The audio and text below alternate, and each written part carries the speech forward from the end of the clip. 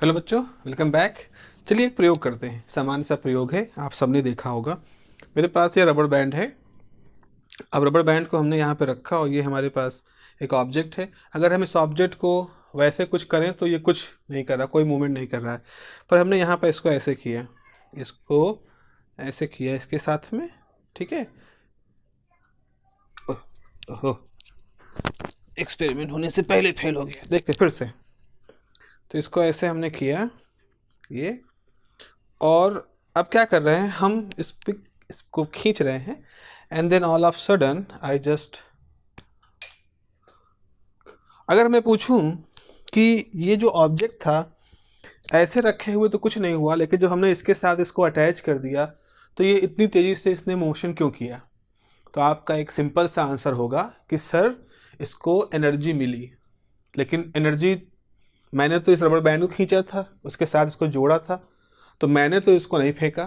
तो जवाब ये होगा कि इस रबड़ बैंड के अंदर इलास्टिक प्रॉपर्टी है, और इलास्टिक प्रॉपर्टी पे मैंने वर्क किया। जैसे इस पे वर्क किया गया तो हमने जितना काम किया वो इसके अंदर स्टोर हो गया, और हम कहेंगे जो स्टोर हुआ वो हो गई उसकी potential energy.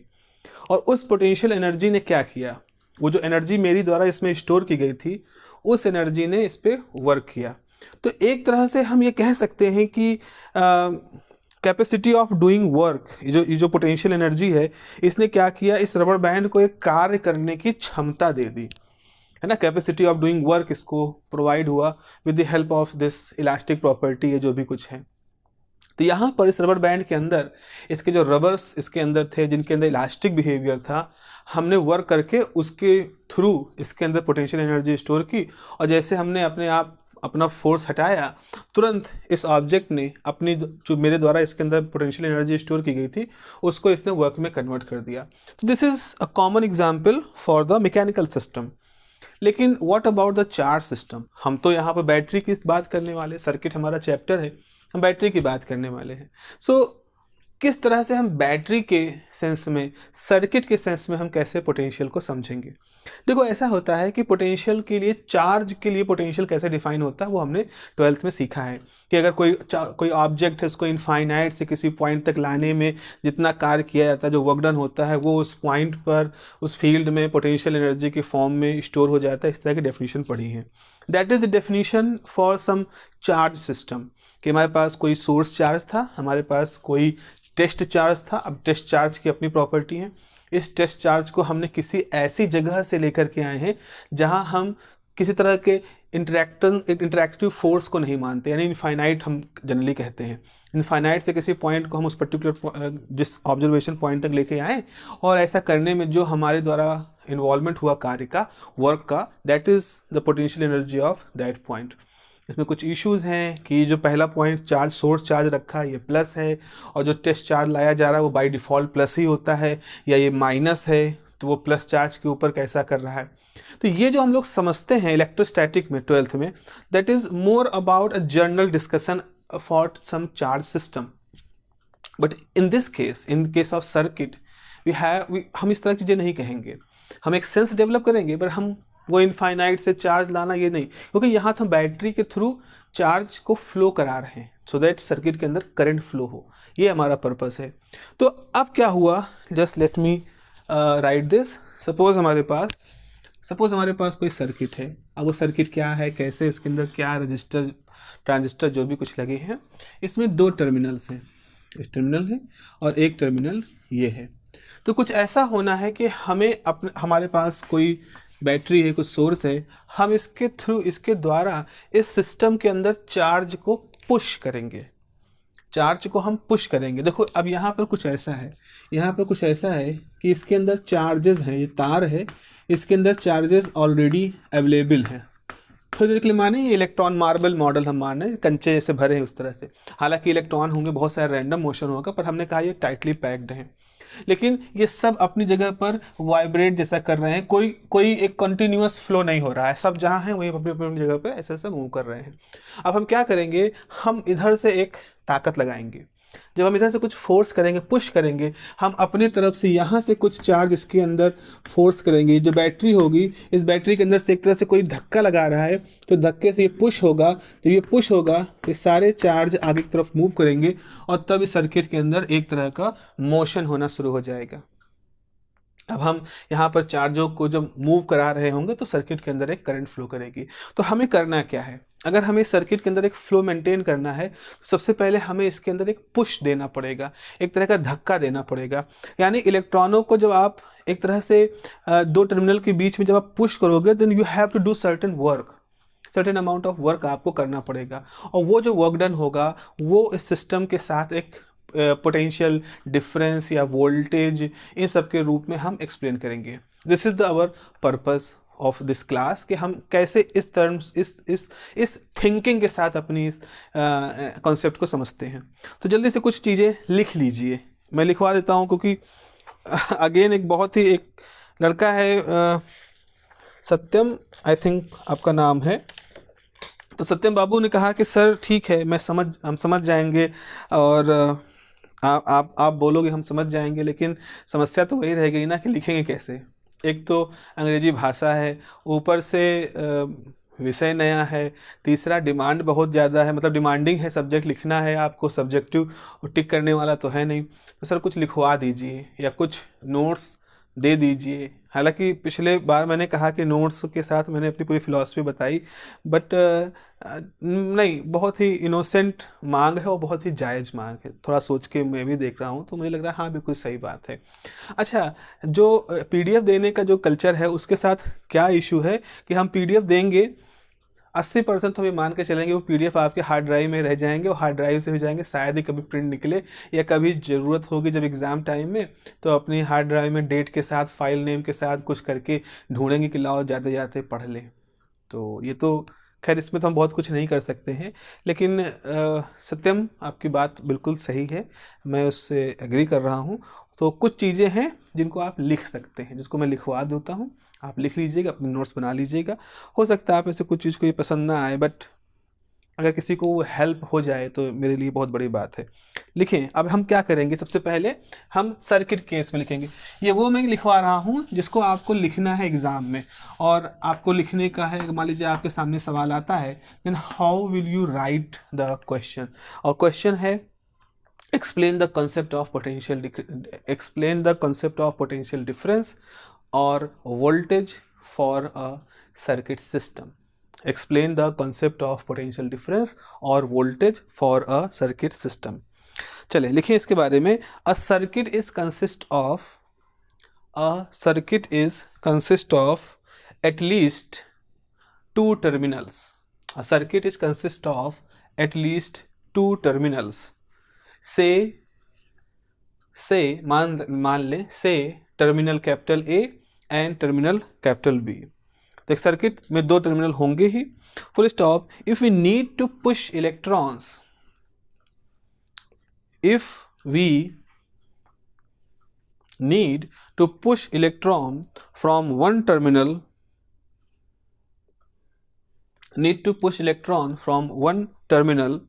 through the circuit elements,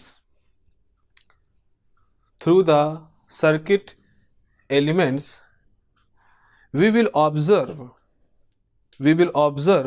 some expenditure of energy.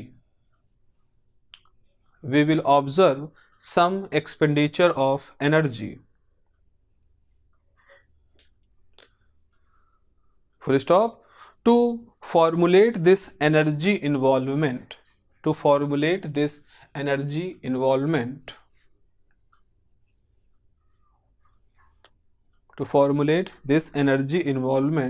the concept of potential difference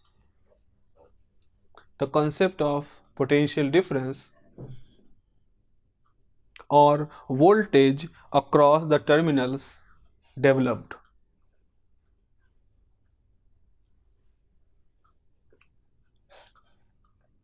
Concept of potential difference or voltage across the terminal develop. Full stop. In this way, the voltage across terminal of a circuit, अब conclude कर दे इस बात को, in this way the voltage across the voltage across terminals of a circuit is a measure of the work, is the measure, माप मतलब नापने वाली एक एक क्वांटिटी है, is the measure of work required to move the charge, required to move the charge through the elements of the circuit, through the elements of the circuit। इस पूरी paragraph में आपको मैं क्या बताने की कोशिश कर रहा हूँ कि जब हमारे पास इस तरह का सर्किट है, अब इस सर्किट, ये जो बॉक्स बनाया है, इसके अंदर एक्चुअल बहुत कुछ होगा, रजिस्टर होंगे, कैपेसिटर होंगे, ट्रांजिस्टर होंगे, कॉम्प्लिकेटेड स्ट्रक्चर्स होंगे, transistor along with some more specification, amplifier, बहुत कुछ बन रहा होगा। पर हमें उससे भी कोई मतलब नहीं, हमें बस खाली ये है कि हमें इस सिरे से करंट को पुश करना है, करंट को हमको इस सिरे से भेजना है मान लीजिए, और हमारी करंट इस सिरे से वापस आ रही है। तो वो अब करंट जा रही है, अंदर जो भी कुछ सब हो रहा है, उसके बाद करंट का एक फ्लो हो रहा है। तो दो टर्मिनल चाहिए इस तरह से, इन दो टर्मिनल के थ्रू करंट का एक तरह से इस सर्किट के अंदर सर्कुलेशन हो रहा है।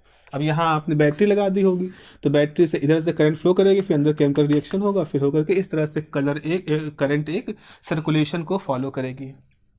लेकिन ऐसा करने के लिए अपने आप तो होगा नहीं। अगर ये अपने आप हो रहा होता तो हमारे पास कोई भी लोहे का टुकड़ा होता, उसके अंदर करंट होती, जितने भी कंडक्टर होते उसमें करंट होती, लेकिन ऐसा नहीं हो सकता। तो ऐसा करने के लिए हमें कुछ सर्टेन अमाउंट ऑफ वर्क करना पड़ेगा, यानी हमारी एनर्जी यहाँ इन्वॉल्व हो रही है। अब इस एनर्जी के इन्वॉल्वमेंट को कैसे हम समझाएंगे, कैसे हम लिखेंगे, या कैसे हम उसको फॉर्मुलेट करेंगे, क्योंकि अल्टीमेटली हमारा मकसद क्या है? अल्टीमेटली हमारा मकसद है एक मैथमेटिकल फॉर्मुलेशन डेवलप करना। तो उसके लिए परिभाषाओं की आवश्यकता होती है। जैसे आपसे कहते हैं, आप कहते हैं कि अरे सर इसके लिए सब क्या आप लिखवा रहे हैं, ये सब थोड़ी कहीं पूछा जाता है, गेट में ये थोड़ी कोई पूछता है कि ऐसा होगा कोई, ये थोड़ी। देखो समझो जरा बात को, दिक्कत क्या है कि हम सब चाहते हैं शॉर्टकट के लिए, हम जल्दी से जल्दी एक्सीलेंस को पाना चाहते हैं, वो एक्सीलेंस जो हम किसी की देख रहे हैं, जबकि एक्सीलेंस पाना एक लंबी तपस्या का एक फल होता है। मैं बस 2 मिनट में आपका समय लूंगा यहाँ पर, फिर आगे बढ़ेंगे। जैसे आपने सूर्य कुमार को देखा, सूर्य कुमार यादव हैं, ऐसे ऐसे शॉट लगाते हैं, तो आपको क्या लगता है? आप गए कोच के पास कि सर ऐसा है, मुझे ऐसे शॉट लगाना सिखा दो जैसे सूर्य कुमार यादव सिखाते हैं, या आप यादव जी के पास गए, सूर्य कुमार के पास गए, उनसे कहा मुझे शॉट लगाना सिखा दो, वो कहेगा ठीक है, इसमें क्या है, बल्ला ऐसे चलाओ वैसे चलाओ। बट प्रॉब्लम ये है कि ये आप कब डिसाइड करो कि आप हर बॉल पे ये बल्ला चलाओगे? इस स्किल को पाने के लिए सूर्य कुमार यादव ने कितने सालों तक की प्रैक्टिस की है। बॉल पे नज़र रखने की जो कला है, अपने रिफ्लेक्शंस वैसे सुधारना, दिमाग पे इतनी ताकत रखना, हाथ पे इतना काबू रखना कि बॉडी को तुरंत फ्लेक्सिबल करके उस तरह से हिट करना, ये सब कैसे सीखोगे? ये तब तक नहीं सीखोगे, ये तालमेल आँख का, दिमाग का, हाथ का तब तक नहीं आएगा जब तक तुमने उसमें अपने आप को खपाया नहीं है। तो there is no shortcut, nothing shortcut like कोई चीज़ नहीं होती। ट्रिक्स, ट्रिप्स ये जो होते हैं, ये सब मार्केटिंग के तरीके होते हैं।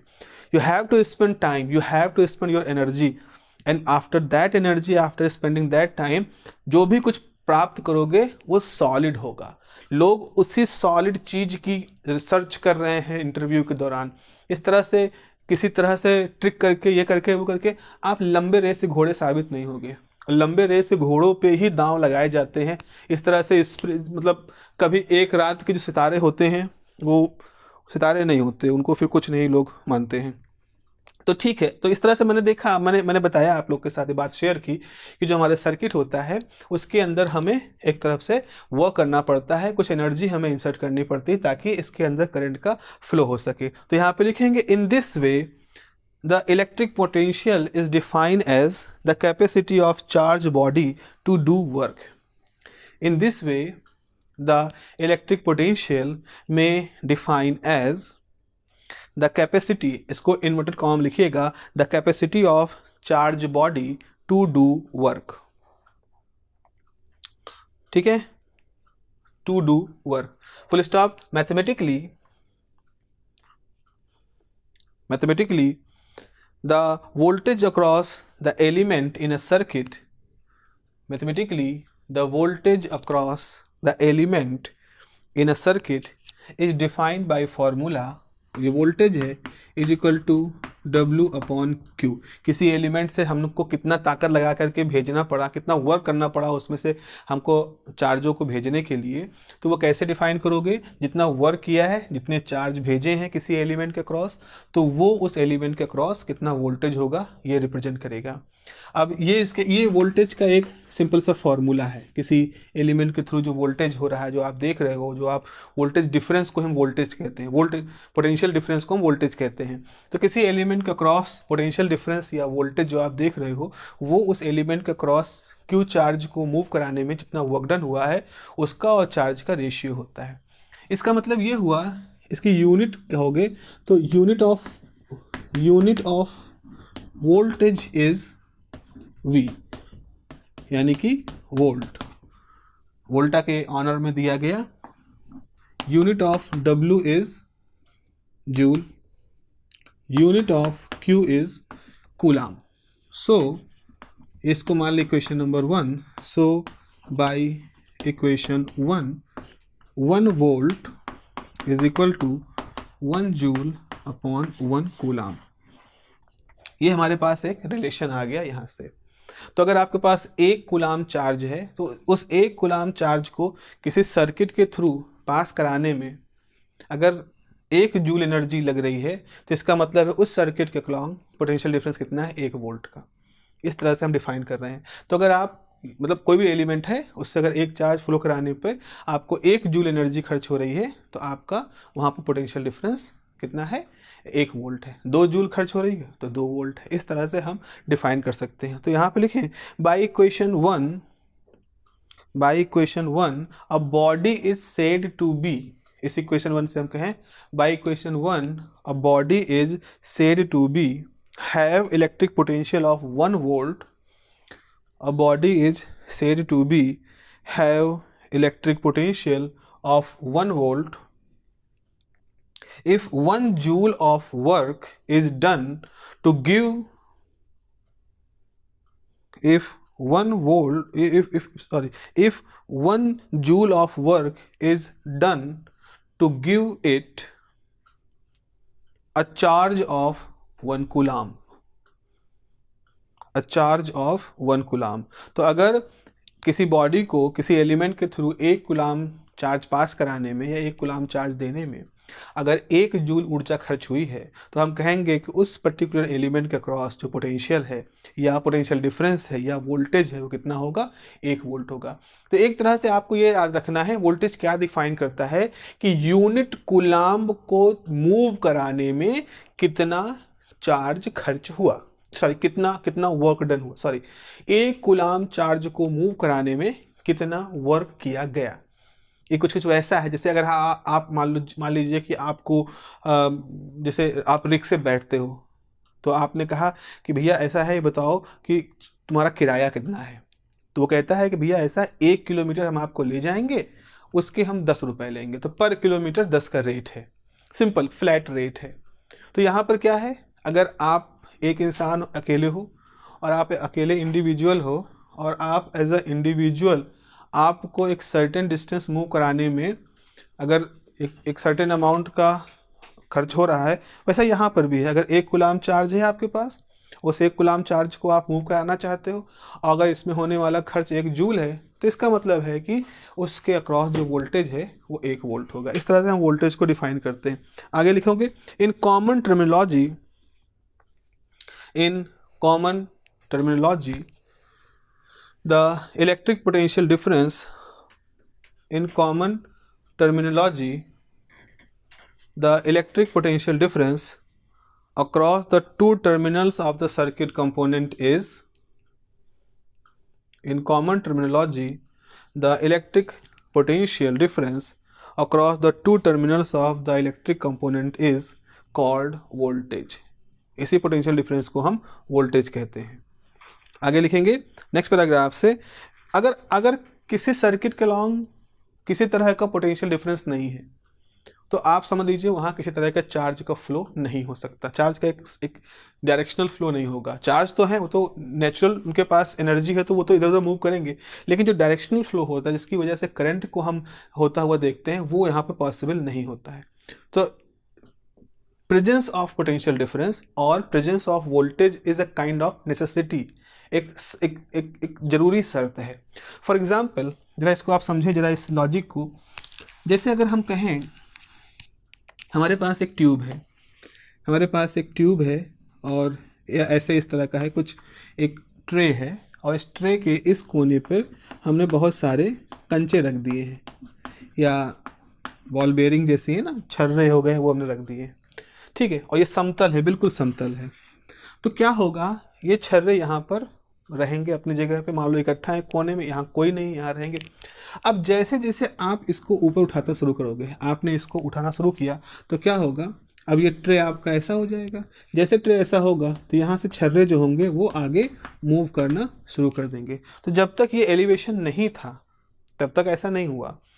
तो आपने ये जो एलिवेशन किया, अच्छा मान लीजिए आपने इधर से उठाना शुरू किया, किसी व्यक्ति ने इधर से भी उठाना शुरू कर दिया, तो जितना आपने उठाया उतना उसने उठाया, तो जैसे सरफेस यहाँ फ्लैट था यहाँ भी रहा। तो अगर इधर h हाइट आई, इधर भी h हाइट आ गई, तो यानी कि इन दोनों पॉइंट का potential energy, gravitational potential energy same रहा। तो तब भी यहाँ पर कंचे यहीं पर रहेंगे, आगे नहीं मूव करेंगे। तो हमें क्या क्रिएट करना है, हमें कुछ ऐसा करना है कि एक तरफ हाइट ज़्यादा हो और एक तरफ हाइट या तो बिल्कुल ना बढ़े या कम से कम बढ़े। ऐसी स्थिति में एक पोटेंशियल डिफरेंस क्रिएट होगा और इस पोटेंशियल डिफरेंस की आवश्यकता जरूर है ताकि हम एक सर्टेन डायरेक्शन में करंट को फ्लो करा सकें। अच्छा मान लीजिए आपने ऐसे रख दिया, इस तरह से ट्रे रख दिया, तो ये काफ़ी ज़्यादा हाइट आपने एकदम से दे दी, तो आप खुद ही सोच सकते हो जितने भी कंचे होंगे काफ़ी तेज़ी से मूव करेंगे और किसी पर्टिकुलर लोकेशन को बहुत फास्ट तरीके से क्रॉस करेंगे। तो यानी यहाँ पर जो dt होगा वो बहुत ही स्मॉल हो जाएगा। तो इस तरह से हम ये देख सकते हैं कि हमारे पास चार्ज दिए गिवन है और हमने लार्ज पोटेंशियल डिफरेंस वहाँ पर लगा दिया, तो हम उसी के अकॉर्डिंग पर यूनिट टाइम जो करंट का फ्लो है वो फास्ट देखेंगे, क्योंकि टाइम तो बहुत छोटा है और स्लोप ज़्यादा होने की वजह से बहुत तेज़ी से वहाँ से वो कंचे मूव करेंगे। तो एक रिलेशन आपको यहाँ पर स्टेब्लिश होता हुआ दिख रहा होगा कि अगर आपने ये पोटेंशियल को क्रिएट किया तो उसी के अकॉर्डिंग ये ढाल बढ़ेगी। जब ढाल बढ़ेगी तो उसी के अकॉर्डिंग ये जो छर्रे हैं ये तेज़ी से यहाँ से मूव करेंगे। और हमें मालूम है कि dq/dt जो होता है वो क्या होता है, करंट है। तो चूंकि ये स्लोप बहुत ज़्यादा है, इनकी वेलोसिटी बहुत ज़्यादा है, तो कम समय में ही बहुत सारे चार्ज मूव कर जाएंगे, तो उसी अकॉर्डिंग करंट वहाँ पर बढ़ जाएगी।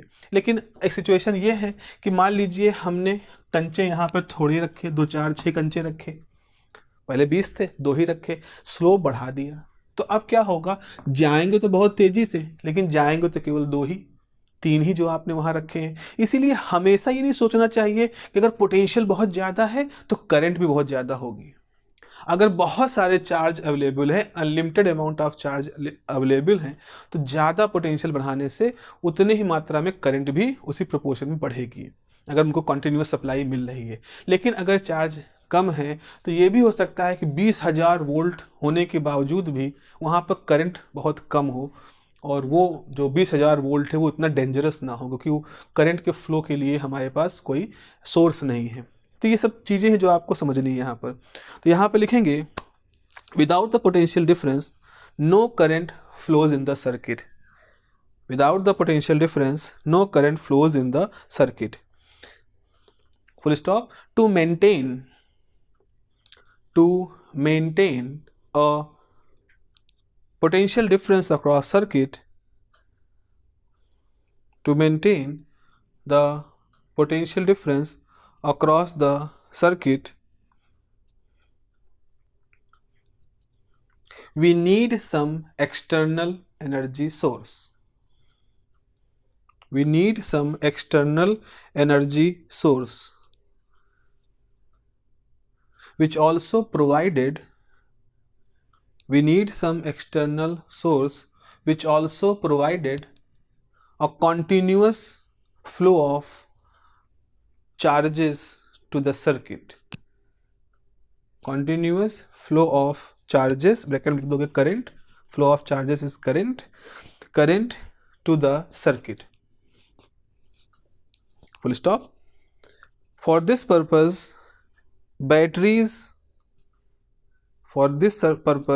बैटरीज, एक एग्जाम्पल के तौर पर बैटरीज आर यूज्ड। अब बैटरी जब हम यूज करते हैं तो हम बैटरी के लिए पोटेंशियल डिफरेंस वाली बात को समझाने के लिए एक खास तरह का टर्म यूज करते हैं। तो यहाँ आप लिखोगे इन case of batteries the property of maintaining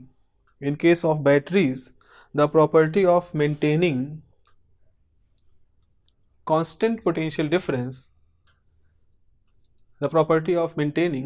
potential difference is given by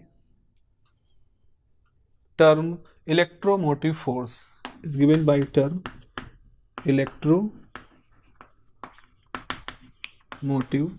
force, यानी EMF।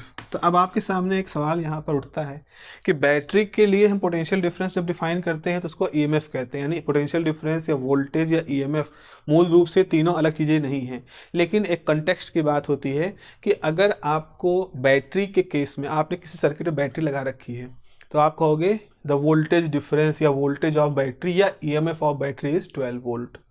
इस सबका एक ही मतलब है, लेकिन फिर भी हमने एक बाइफिकेशन कर रखा है। बीइंग इलेक्ट्रिकल इंजीनियर आपको ये मालूम होना चाहिए कि क्या बाइफिकेशन है। देखो ऐसा होता है, अगर आपने एक बैटरी ली है तो बैटरी का एक सिरा है जो प्लस है, एक सिरा है माइनस है, ठीक है, यहाँ पे तार लगा हुआ है। तो इस बैटरी को अगर यहाँ से मान लो 1 कूलाम चार्ज है, उसको इस टर्मिनल से इस टर्मिनल तक फ्लो कराना है, और ऐसा करने के लिए उसको 2 या 12 जूल एनर्जी का इन्वेस्टमेंट करना पड़ता है। तो ये बैटरी 1 कूलाम चार्ज को सर्किट के अंदर फ्लो कराने में अगर 12 जूल एनर्जी को इन्वेस्ट करती है तो उसका EMF कितना हो जाएगा? उसका EMF हो जाएगा 12 वोल्ट। सीधी सी बात है। तो 1 कूलाम चार्ज का डिस्प्लेसमेंट सारा मसला है, उसको करने के लिए जितना एनर्जी लगेगी उतना वो उसका पोटेंशियल वोल्टेज EMF या पोटेंशियल डिफरेंस हो जाएगा। लेकिन तो यहाँ पे खास बात क्या है, बैटरी के एक सिरे से बात शुरू होकर दूसरे सिरे तक जानी जरूरी है। तो बीच में जो भी कुछ आ रहा है सब में वो सब हो रहा है। लेकिन अगर हम ये सोचें कि हम मान लो कोई तार है, कोई भी केस है, इसमें हमने अपनी जगह से एक पॉइंट A ले लिया और हमने अपनी जगह से एक पॉइंट B ले लिया। अब जरूरी नहीं है कि पॉइंट नंबर A बैटरी का प्लस सिरा हो, पॉइंट नंबर B बैटरी का दूसरा सिरा हो। इन जनरल कोई भी सर्किट है जिसमें एक सिरे से बैटरी शुरू हो रहा है, दूसरा बैटरी पे ख़त्म हो रहा है, लेकिन हमने उस सर्किट में कहीं 2 पॉइंट मान लिए A B, और हम उन 2 पॉइंटों के बीच में पोटेंशियल डिफरेंस निकालना चाहते हैं। तो ऐसी पर्टिकुलर स्थिति में जो हम वैल्यू बताएंगे कि potential difference of potential at point A with respect to B, that is called the potential difference.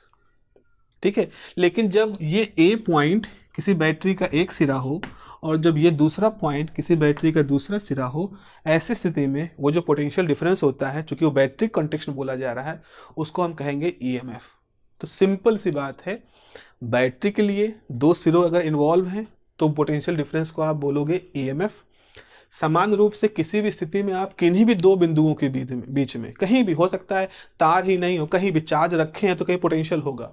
तो आपने किन्हीं भी 2 बिंदुओं को चुन लिया और किन्हीं भी 2 बिंदुओं को चुन करके अगर उसके बीच का पोटेंशियल डिफरेंस बताओगे तो आप उसको स्पेस का EMF नहीं कहोगे कि ये इन दोनों पर्टिकुलर पॉइंट के बीच का EMF है। EMF word is specifically reserve to the battery.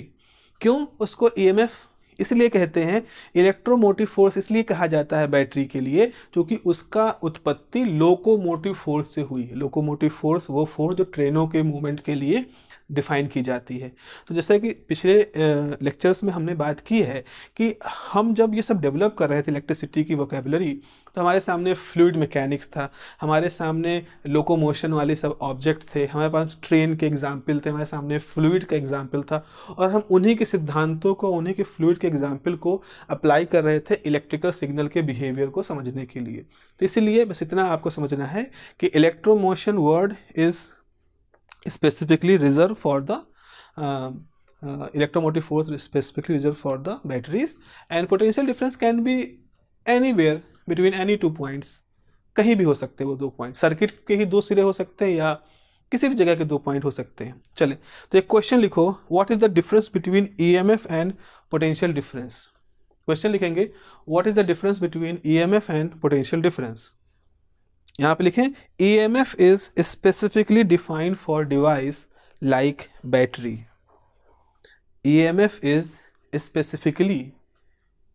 specifically defined for device like battery. It is a measure of the energy. It is a measure, नापने वाला तरीका होता है। It is a measure of energy that battery gives to each coulomb of charge. क्या लिखेंगे? It is the measure of the energy that battery gives to each coulomb of the charge to complete the circuit. Each coulomb of the charge to complete the circuit. अब ये energy कहाँ से आती है? जो battery के अंदर जो केमिकल्स होते हैं उन केमिकल एनर्जी से ये एनर्जी वो कन्वर्ट करता है, अपने चार्जों को देखता है ताकि चार्ज अपना रात्रा पूरी कर सके। तो यहाँ आप लिखेंगे this energy is provided by the chemical reaction. Full stop. अगले पैराग्राफ्स लिखें the potential difference can be defined. The potential difference can be defined for any 2 points. For any 2 points, मान ले 2 पॉइंट से A and B। Define for any 2 points से मतलब मान लो A लो, से A and B।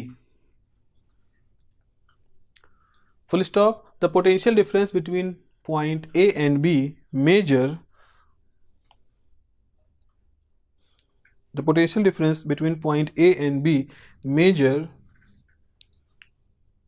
the amount of energy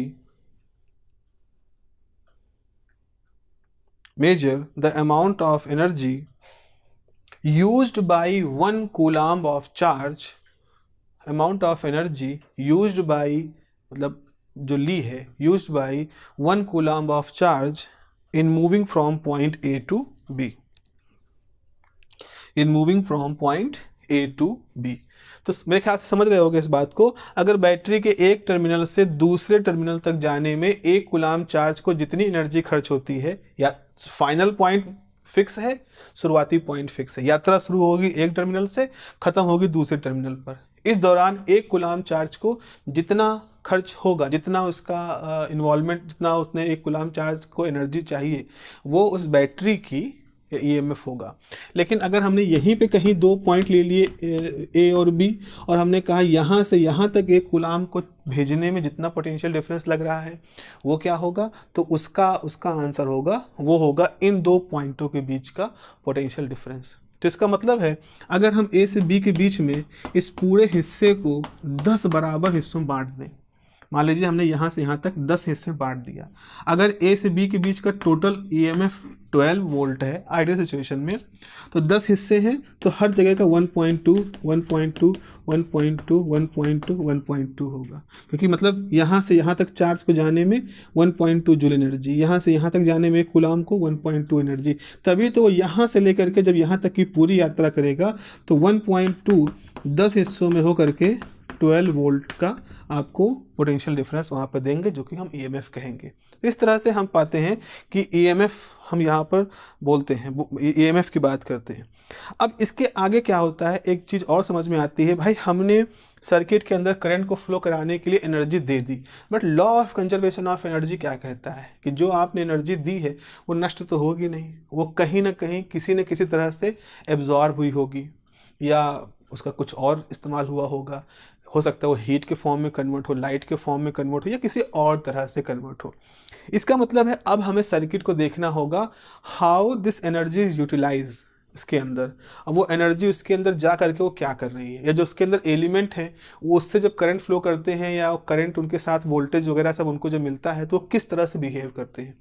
जैसे ही हम circuit के अंदर एलिमेंट को एनर्जी के नज़रिए से देखना शुरू करते हैं, वैसे हमें ज़रूरत पड़ती है कि हम उनको डिफाइन करें कि हमारे एलिमेंट एक्टिव एलिमेंट हैं कि पैसिव एलिमेंट है, या किस तरह के एलिमेंट हैं।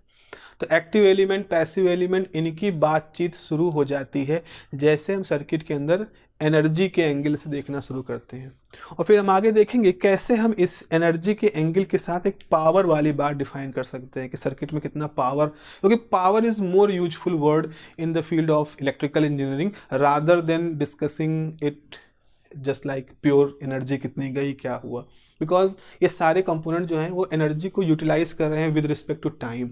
तो विद रिस्पेक्ट टू टाइम जब हम एनर्जी को यूटिलाइज करते हैं, लॉस करते हैं या गेन करते हैं, तो हम एक टर्म डिफाइन कर सकते हैं पावर।